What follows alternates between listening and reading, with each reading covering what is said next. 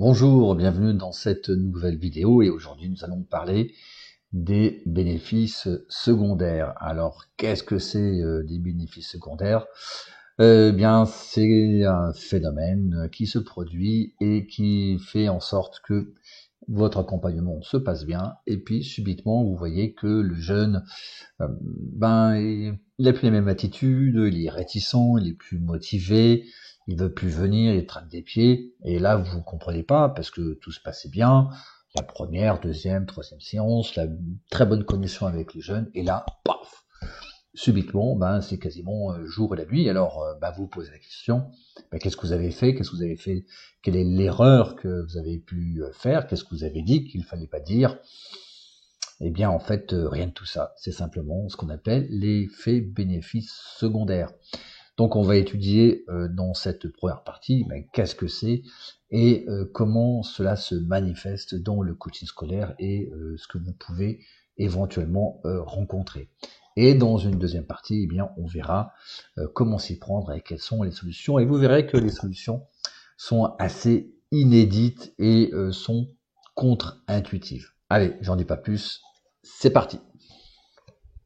Bénéfice. Alors des fois on dit le bénéfice secondaire ou les bénéfices secondaires. Hein. Bon, c'est pas bien grave. Voilà, il suffit de s'entendre sur le bon terme. Alors un bénéfice secondaire, je vais prendre la définition du journal de psychiatrie européenne qui indique que lorsque les individus utilisent leurs symptômes pour attirer l'attention et l'aide des autres, éviter les situations désagréables ou en présence de récompenses financières potentiel, c'est-à-dire, pour résumer, c'est que le bénéfice secondaire est très souvent inconscient et c'est une réaction inconsciente pour obtenir un bénéfice.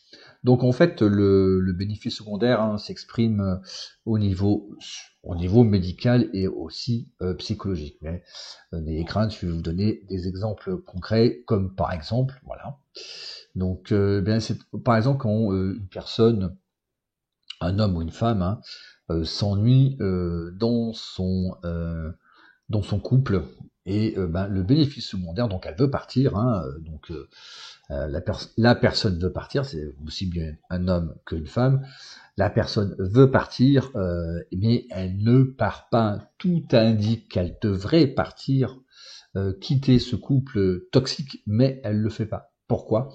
Parce que le résultat, le bénéfice secondaire serait le confort.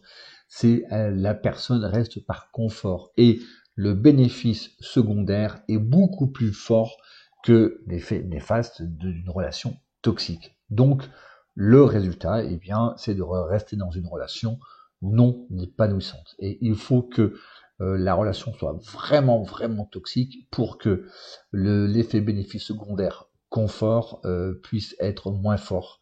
Et donc que la personne, in fine, quitte la relation toxique.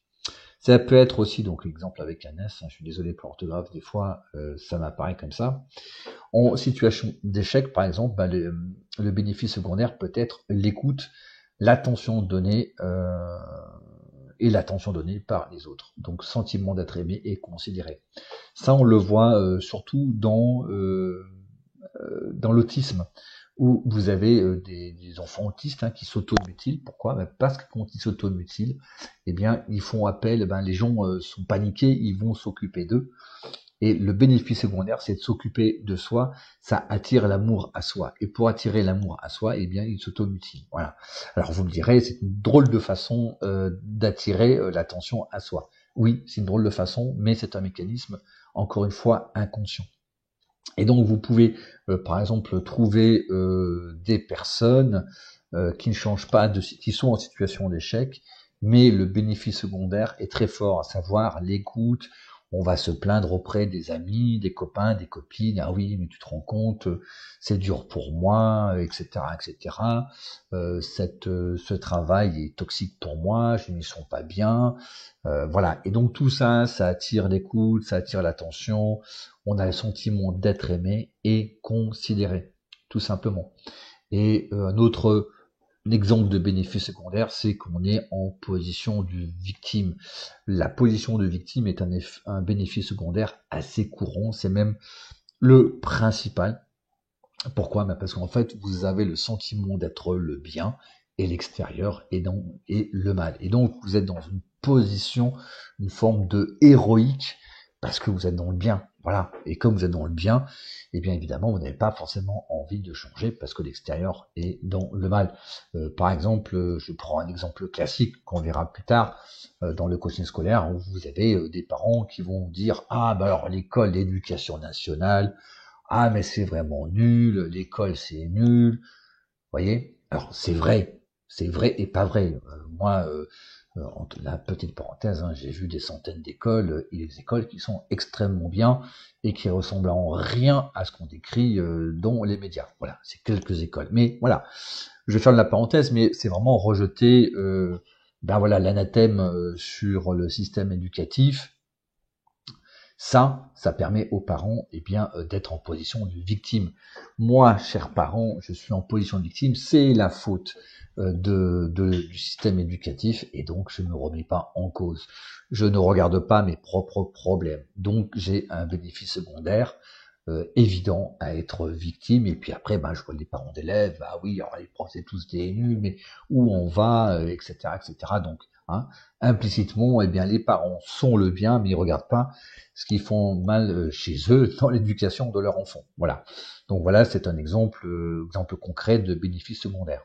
Donc vous avez différents types de bénéfices secondaires, hein, dont la plutôt psychologique, hein, l'exemple de comment dirais-je de la relation de couple. Vous avez donc dans les situations d'échec, là aussi c'est très courant, et la position de victime. Alors, bénéfices secondaires et changement.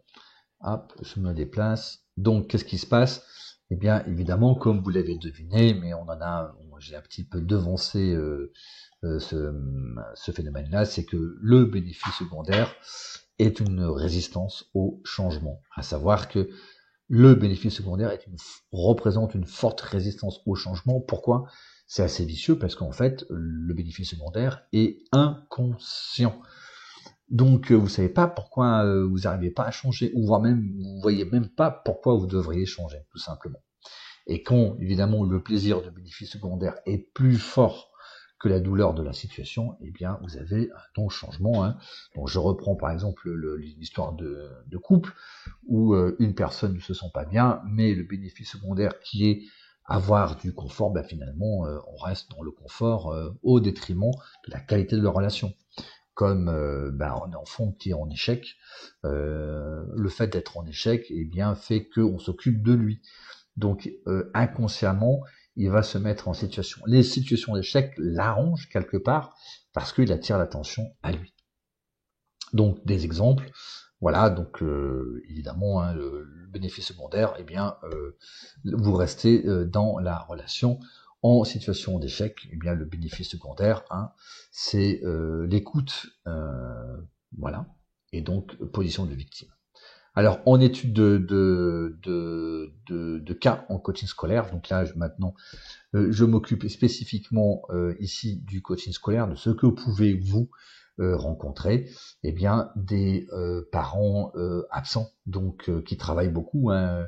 Vous avez des parents qui ont une vie professionnelle assez intense, qui ont des responsabilités, ce qui fait que il y a une certaine absence chez les enfants, donc les enfants sont regardés par les grands-parents ou par des nounous ou par des jeunes, vous savez, voilà.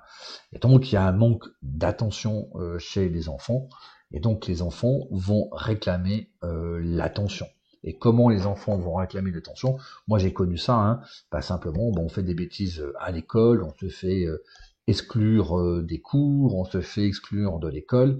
Et quand on se fait exclure des cours et de l'école, eh bien, papa et maman sont là. Donc, les parents sont obligés de quitter leur travail, leur activité professionnelle, certes intéressante, mais très coûteuse en temps, très chronophage, pour s'occuper des enfants. Donc, en fait, inconsciemment, l'enfant va créer des problèmes pour attirer l'attention et surtout la présence des parents. Donc, moi, je l'ai eu, quand je faisais du coaching scolaire, je l'ai eu plusieurs fois. Il y avait aussi le besoin d'être aimé, la réclamation de l'aide. C'est-à-dire que bien vous avez par exemple des parents qui sont des parents poules, c'est très bien, hein, qui sont très attentionnés et donc les enfants ont besoin de cette attention, donc ils réclament de l'aide, donc ils vont se mettre volontairement là aussi en difficulté pour conserver cette fois-ci l'aide des parents et donc l'amour des parents. Donc là aussi ils se sentent, comment dirais-je, aimés, donc il y a une réclamation de l'aide. Alors là aussi ça peut être déroutant parce que les parents ont plutôt tendance à être présents, mais là justement le bénéfice secondaire c'est que les enfants vont vouloir garder cette présence, ils se sentent bien dans cette présence, ils se sentent bien, ils se sentent aimés, et ils n'ont pas envie que ça cesse. Et pour éviter que ça cesse, eh bien, ils vont créer des problèmes pour conserver l'attention de maman et de papa. Voilà. Ça peut être aussi un bénéfice secondaire pour les parents, c'est-à-dire que quand vous avez une maman qui est en mode sauveuse, hein, là je vous renvoie aussi au triangle de Karpman, mais quand vous avez une maman ou papa, hein, quand je dis maman, parce que très souvent c'est les mamans qui s'occupent plus des enfants, mais quand vous avez des parents qui sont en mode sauveur, voilà, je corrige mon vocabulaire, quand vous avez des parents qui sont en mode sauveur, eh bien, évidemment, pour eux, le bénéfice secondaire, c'est d'être des sauveurs, parce qu'ils se trouvent bien dans ce rôle-là. Donc, des fois, vous pouvez avoir un bénéfice secondaire chez l'enfant, ou chez les enfants, hein, ça peut être une fratrie, et chez les parents en plus. Alors là, vous changez rien du tout. Hein. Vous pouvez, c'est extrêmement difficile de changer, parce que vous devez changer. Vous avez affaire au bénéfice secondaire des enfants et vous avez affaire aux bénéfices secondaires des parents. Alors là bonjour. Hein. Et être différent, vous pouvez rencontrer ça. C'est-à-dire que vous avez, notamment si vous êtes dans les profils d'apprentissage, et c'est le profil d'apprentissage, c'est le profil d'identité de type émotionnel qui a besoin d'être différent. Et donc, quand j'ai des difficultés, je suis différent. C'est par exemple, vous avez des bénéfices secondaires de je suis différent car je suis 10. Vous voyez, vous avez des enfants qui se mettent des étiquettes pour être différents, pour être en difficulté. Voilà. Et comme je suis en difficulté, eh bien, je suis différent. Alors évidemment, vous pourrez me dire, bah, tu pourrais être différent en étant meilleur que les autres. Et oui, mais être meilleur, ça demande des efforts. Voilà. Donc c'est beaucoup plus difficile. Mais là aussi, si vous avez par exemple des enfants surdoués, qui sont d'un profil d'identité de type émotionnel, si vous les mettez dans, par exemple, dans une école pour surdoués, c'est la plus grosse erreur que vous faites. Pourquoi? Parce qu'en fait, ils étaient différents dans la classe parce qu'ils ils fichaient pas grand-chose, mais comme ils sont surdoués, ils arrivent à avoir de très très bons résultats, donc ils sont différents des autres. Et après, quand vous le mettez dans des écoles pour surdoués, c'est là qu'ils sont en situation d'échec. Pourquoi? Parce qu'ils ne sont plus différents. Et donc vous avez un bénéfice secondaire qui se manifeste à ce moment-là, à savoir, vous avez l'enfant qui est dans l'école, qui est insupportable, qui est manque de respect, il ne travaille plus, et se met volontairement en échec pour être différent et revenir dans une situation où il est différent. Mais tout ça, hein, je le rappelle, hein, tout ça est inconscient. Voilà. Donc quand on le sait pas, eh bien évidemment, on fait un faux diagnostic et vous amenez des fausses solutions, bien entendu.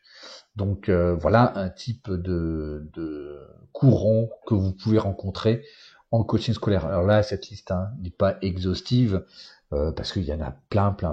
Il y a tous les cas possibles et imaginables de bénéfices secondaires qui peuvent se manifester. Mais là, vous savez, entre l'absence des parents qui travaillent beaucoup, besoin d'être aimé, être différent, là, vous avez à peu près vous couvrez à peu près 70% des cas de bénéfices secondaires. C'est pour ça que, notamment, quand vous accompagnez un jeune, c'est important aussi de faire le maximum de comment dirais-je, de faire la situation parentale, tu vois, voilà, avec les jeunes, voilà. Donc c'est les jeunes qui font la situation parentale. Ah oui, mais maman, elle travaille beaucoup, elle est jamais là, papa non plus, voilà, vous avez un soupçon d'absence là, vous voyez. Non, là, si vous avez un soupçon, alors c'est pas à chaque fois quand les parents travaillent beaucoup, Vous n'avez pas forcément automatiquement bénéfice secondaire chez les enfants, mais voilà, c'est un indice, on va dire. C'est quelque chose. Ah, voilà, oui, c'est ça. Vous avez un signe, tout simplement, qui pourrait ensuite, dans votre accompagnement, révéler un bénéfice secondaire. Alors, les conséquences dans l'accompagnement, eh bien, c'est que dans le ton numéro 1, ben, vous avez la levée avec E, excusez-moi la faute d'orthographe. La levée des blocages au début, donc vous mettez un nouveau schéma de pensée, donc tout se passe bien. Voilà, donc vous faites vos accompagnements, le jeune est content, vous avez même commencé à avoir des résultats, et puis dans le ton numéro 2, eh bien le nouveau schéma de pensée va à l'encontre du bénéfice secondaire. Imaginons par exemple, voilà, bon les parents, vous faites un coaching, les parents sont quasiment absents, enfin ils sont deux cadres supérieurs, voilà, donc l'enfant est au collège, il a quelques difficultés, il y a le brevet des collèges qui arrive, voilà, il commence euh, à prendre une pente descendante, donc les parents vous font intervenir, et puis vous faites votre travail, et puis vous levez les blocages, tout se passe bien, sauf que le bénéfice secondaire de l'enfant, c'est la présence des parents. Donc, s'ils travaillent bien à l'école, eh bien, les parents ne viendront pas comme avant. Parce que quand à chaque fois qu'il y avait des difficultés, il y avait des conseils de classe, il y avait rencontre avec les professeurs, il y avait donc les parents étaient obligés de se déplacer. Et là, si tout se passe bien, les parents vont plus se déplacer, et donc l'enfant, il n'aura plus l'attention des parents, voyez. Donc en fait, vous avez le nouveau schéma de pensée que vous êtes en train de mettre en place, qui est vertueux pour l'enfant au niveau scolaire, va aller à l'encontre du bénéfice secondaire. Alors, c'est pas vraiment aller à l'encontre d'eux, mais l'enfant va perdre, c'est plutôt le bon terme, risque de perdre la nouvelle attitude, la nouvelle attitude, le nouveau schéma de pensée risque de faire perdre le bénéfice secondaire à l'enfant. Et qu'est-ce qui va se passer?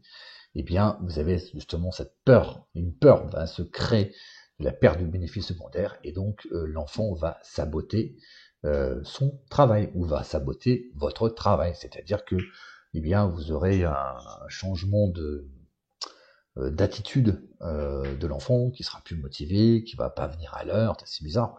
D'habitude, il venait à l'heure, il vient pas à l'heure. Il va faire vraiment être pas au coopératif, etc., etc. Donc ça va être vraiment quelque chose d'être très surprenant. Ça va être le jour et la nuit. Et là, justement, l'erreur, quand vous vous interrogez sur mais qu'est-ce que j'ai dit, qu'est-ce que j'ai fait la dernière fois, peut-être que j'ai des choses que j'aurais pas dû dire, ou non, en fait, c'est pas ça. C'est que eh bien, l'inconscient de l'enfant a mouliné, et c'est l'inconscient qui reprend le dessus. Et même d'ailleurs, si vous demandez à l'enfant, mais je comprends pas, mais ton attitude est complètement différente, qu'est-ce qui s'est passé? L'enfant lui-même est incapable d'y répondre. Voyez, donc, on verra dans la partie 2 comment on fait, mais n'attendez pas à ce que l'enfant vous dise pourquoi ça va pas. Voyez, pourquoi telle attitude, pourquoi il est en retard, il le fait exprès, mais sans le faire exprès, c'est son inconscient qui le fait exprès. Donc c'est assez perturbant, et donc vous avez un sabotage du travail. Et donc voilà. Donc c'est tout. Donc voilà pour ce qui est des bénéfices secondaires. Donc vous voyez très bien que l'impact est fort. C'est un phénomène bien connu en psychologie qui se manifeste très souvent dans le coaching scolaire. Vous voyez, là on est dans le collectif, donc les personnes qui font la formation dans mon programme. Donc ça fait à peu près maintenant, ils en sont entre 400 et 500 jeunes suivis, le collectif entier, par an, voire des bénéfices secondaires. Alors c'est pas rare, c'est pas courant non plus, mais voilà, c'est quand on voit un bénéfice secondaire, on dit voilà, tiens, ça arrive. Voilà, ce n'est pas rare, mais ce n'est pas courant non plus. Voilà, c'est ça. Alors je ne saurais pas vous dire le nombre de pourcentage, mais en tout cas, la difficulté, c'est de le repérer. Alors c'est sûr que ça fait un effet un peu bizarre, parce que tout se passe bien, et puis voilà, l'enfant prend une direction un peu bizarre, il a une attitude complètement bizarre et surtout inhabituelle, et donc on est un petit peu désarçonné.